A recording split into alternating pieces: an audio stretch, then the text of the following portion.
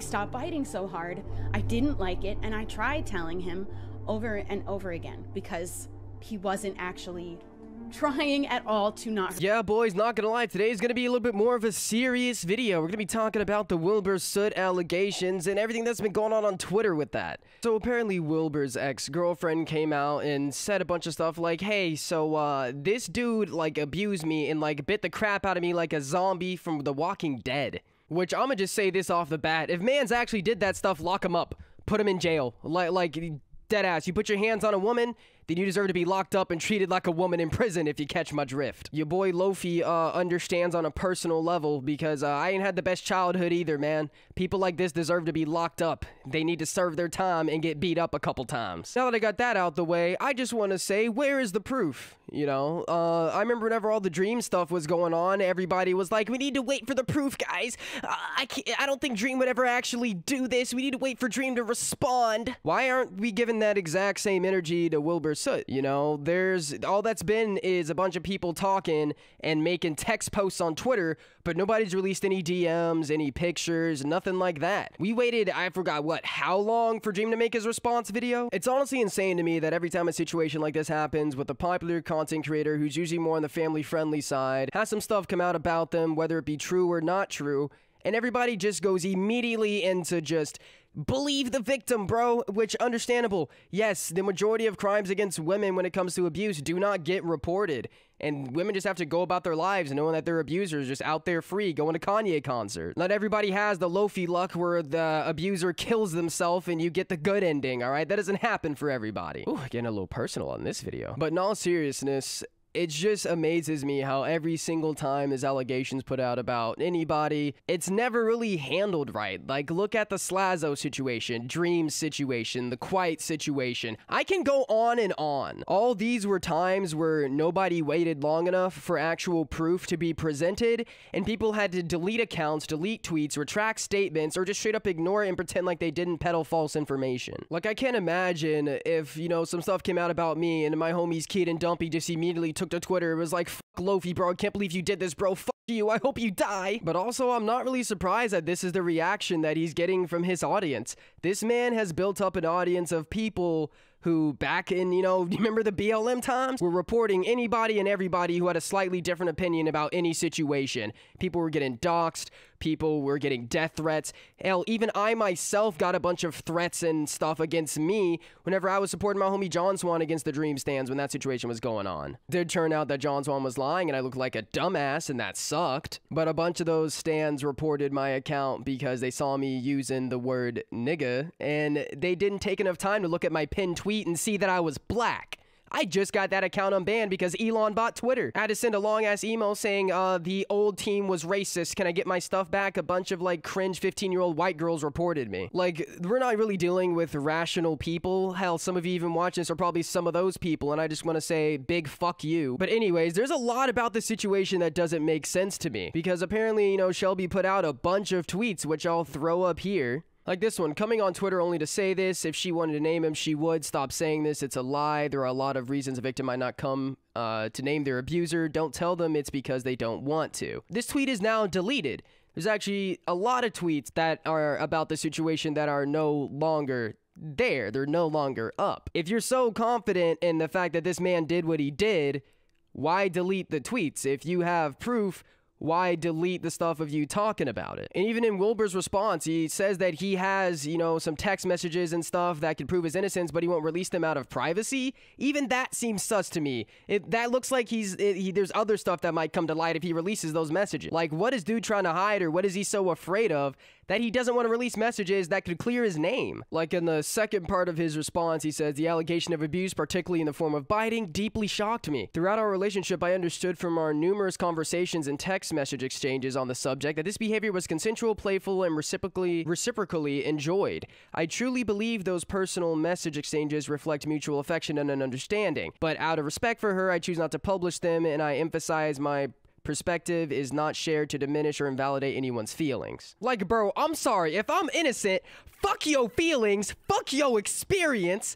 My name and my brand is not going down just so you can feel a little bit better about yourself. If you got the proof proving yourself innocent, release it, bro.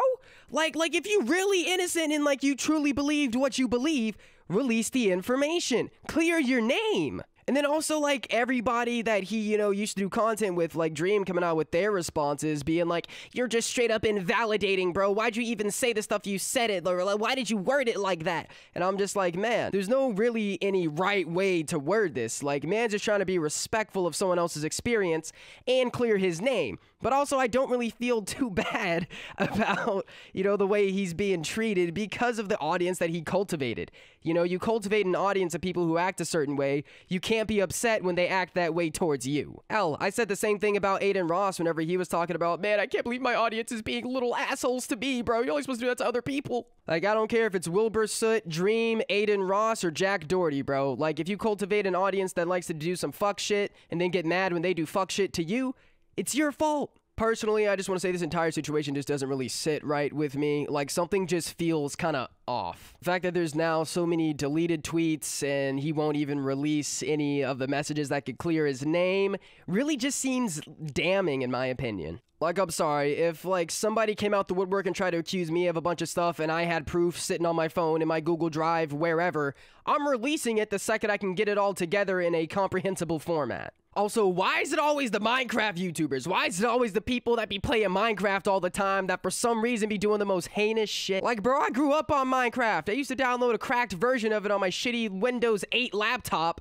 and be like, yeah, bro, you wanna do some LAN party bullshit? And it was fun. Now I look back at Minecraft and all I can think about is the fact that Lion Maker touched kids. Anyways, I'm getting a little bit off topic. Really, like, this boils down to the fact that at this point, everything is just hearsay. It's one person's word against another person's word, with no proof of anything at all. If she has proof, I hope that she's going to the police because this man should be serving some jail time or have something like that happen. I know he's British. I don't know how the laws work in the UK. You know, I'm not a UK lawyer. I'm a dumbass American. But I'm pretty sure that if I went to England and punched a woman in the face, I would go to jail the same as if I punched a woman in the face in America. One thing that is really not sitting right with me, though, is the very end of Dream's little text response that he made on Twitter. I'm not going to read the entire thing because, no.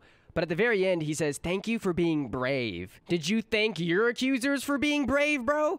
Like, what about when you're being accused of a bunch of stuff? Were those people brave? Were your accusers brave for sharing their experience and how they felt about you and the stuff that happened? You know, I don't think that Dream would hold that same opinion. This feels so performative. It doesn't even feel like he actually gives a crap. It just seems like, oh crap, I have to distance myself from this person because he's in a bunch of my videos. Like, that's really how this feels with, like, him and everybody else making their responses to this. Like, he's over here in his talking about, you're making it about you, bro. Dream just made it about him by putting this response in there.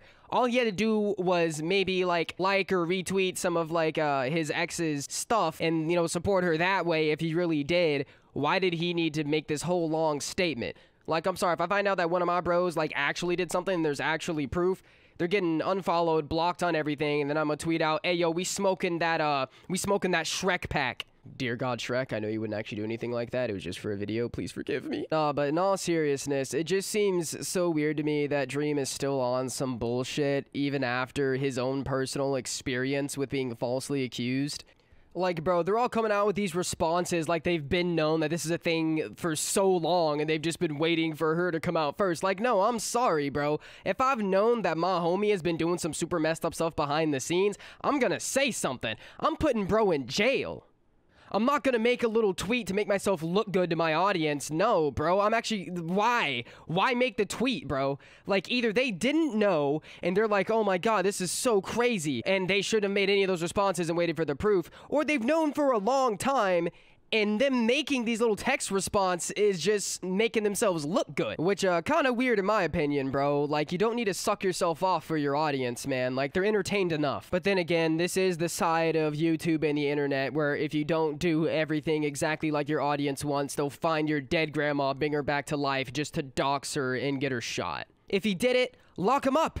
Deadass. Lock him up. If not, I hope that everybody that decided to cut him off and make all these little text responses on Twitter gets absolutely flamed because they would deserve to. Because, man, you know how many people got flamed for believing all the Dream stuff, man. Like, that whole situation was insanely messed up.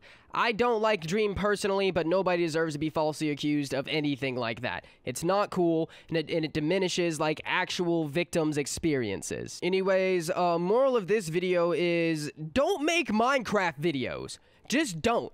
Don't make Minecraft videos, and you'll probably never be in this situation. Also, I shouldn't have to say it, but don't put your hands on a woman like that. I mean, it's obvious, but that's also the moral of the video. Don't do that either. Anyways, if you guys enjoyed this video, smash a fat like on it, and if you're new, subscribe. I'd really appreciate that. Also, make sure to check out the Twitch and the Twitter. I be tweeting and streaming sometimes, and, yeah. I really hope you guys are all having a fantastic day. I've been Lofi. Peace out, broskies.